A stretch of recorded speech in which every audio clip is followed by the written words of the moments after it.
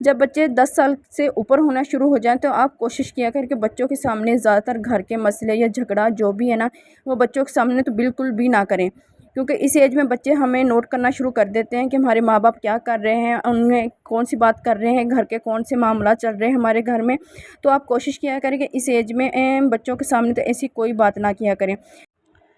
اگر آپ کو میری باتیں دل سے اچھی لگیں تو ویڈیو کو لائک کریں، شیئر کریں اور سبسکرائب ضرور کریں۔ تو پلیز مجھے آپ لوگوں کی سپورٹ کی بہت ضرورت ہے اور مجھے آپ لوگوں کی سپورٹ چاہیے۔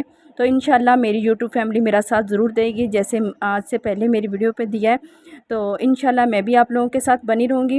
تو چلیں آئیں آج کی ویڈیو کا آغاز کرتے ہیں۔ السلام علیکم میری یوٹیوب فیملی، امید ہے آپ سب ٹھیک اور خیریت سے ہوں گے۔ الحمدللہ میں بھی ٹھیک ہوں، میری طرف سے آپ سب کو بہت بہت بہت سلام۔ تو آج ہم ایک ایسے موضوع پر بات کریں گے جو ہمارے ہر گھر، ہر رشتے اور ہر دل سے جڑا ہوا ہے۔ گھر کے جھگڑوں کو بڑھانے سے کیسے روکا جائے۔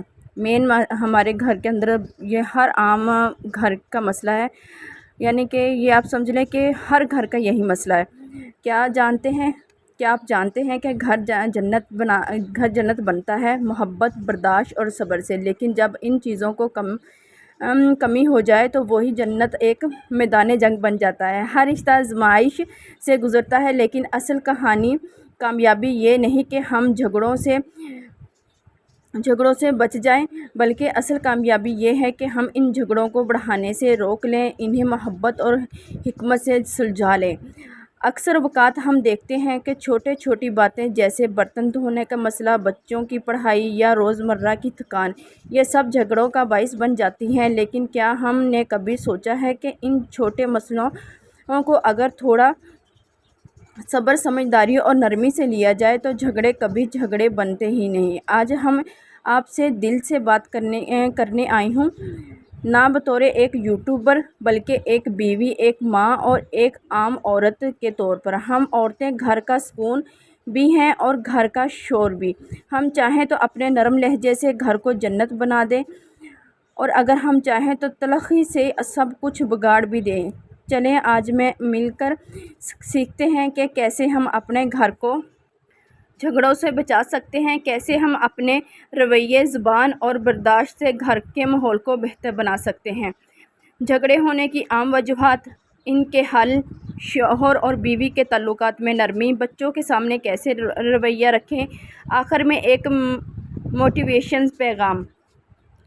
چلے آئے ہم جانتے ہیں کہ گھریلو چھوٹے جھگڑے کن باتوں سے شروع ہوتے ہیں۔ شوہر کا وقت پر نہ آنا، بیوی کا تھک جانا، بچوں کی شرارتیں، ساس، نند یا دوسرے رشتہ داروں کی باتیں، مالی پریشانی یا کام کا دباؤ۔ آج کل زیادہ تر گھروں میں جھگڑے یا زیادہ تر جو بھی مسئلہ چل رہا ہے وہ ہے مالی پریشانی یا کام کا دباؤ۔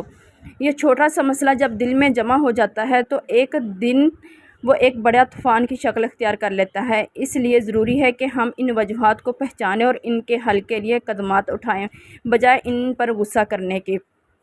ان جھگڑوں کو کیسے روکا جائے؟ یہاں کچھ آسان مگر اثر انداز باتیں ہیں جو ہر عورت کو معلوم ہونی چاہیے۔ نمبر 1، نرمی اور تحمل اپنائیں۔ اگر شوہر غصے میں ہے تو آپ خاموشی اختیار کر لیں۔ ہر وقت جواب دینا ضروری نہیں ہوتا، کبھی کبھی خاموشی ہی بھی محبت کی زبان بن جاتی ہے۔ نمبر 2، بات کو وقت پر سلجھانا۔ دل میں بات نہ رکھیں، لیکن جب بات کریں تو اچھے انداز میں کریں، نرمی سے، وقت اور جگہ کا خیال رکھ کر گفتگو کریں۔ نمبر 3، ہر بات پر بحث کرنے سے رشتہ کمزور ہوتا ہے۔ جو بات بڑی نہیں ہے اسے بڑا نہ بنائیں۔ نمبر 4، دعائیں اور نیت صاف رکھیں۔ اپنی نیت میں محبت، خیر خواہی اور گھر کا سکون شامل رکھیں۔ ہر دن دعا کریں کہ اللہ گھر کو محبت کا گہوارہ بنائے، ہمارے گھر میں ایسا کوئی مسئلہ نہ بنے جس سے ہمارے گھر کا ماحول خراب ہو، اور اللہ تعالیٰ سے دعا کرتے رہیں کہ ہمارے شوہر اور ہمارے بچوں کو اپنی حفظ و ایمان میں رکھیں۔ نمبر 5، اپنی تھکان، غصہ یا الجھن شوہر پر نہ نکالیں۔ اگر آپ تھکی ہوئی ہیں تو آرام کریں، پانی پئیں یا تھوڑا دیر اللہ سے دل کی باتیں کریں۔ شوہر کو سکون دیں تاکہ وہ بھی آپ کو سکون دے سکے۔ نمبر 6، بچوں کے سامنے جھگڑا مت کریں، وہی سیکھتے ہیں جو وہ دیکھتے ہیں۔ اگر وہ ماں باپ کو لڑتے دیکھیں گے تو وہ بھی بدتمیزی اور بے ادبی سیکھیں گے۔ بچوں کے سامنے محبت، لحاظ اور ایک دوسرے کی عزت دکھائیں تاکہ وہ بھی اگلے اپنے گھر کو جنت بنا سکیں۔ اس میں دراصل یہ مسئلہ ہے کہ ہم لوگ بچوں کو ذہنی مریضہ بھی بنا سکتے ہیں، بچے ڈپریشن میں بھی جا سکتے ہیں، بچے سوچنے لگ جاتے ہیں۔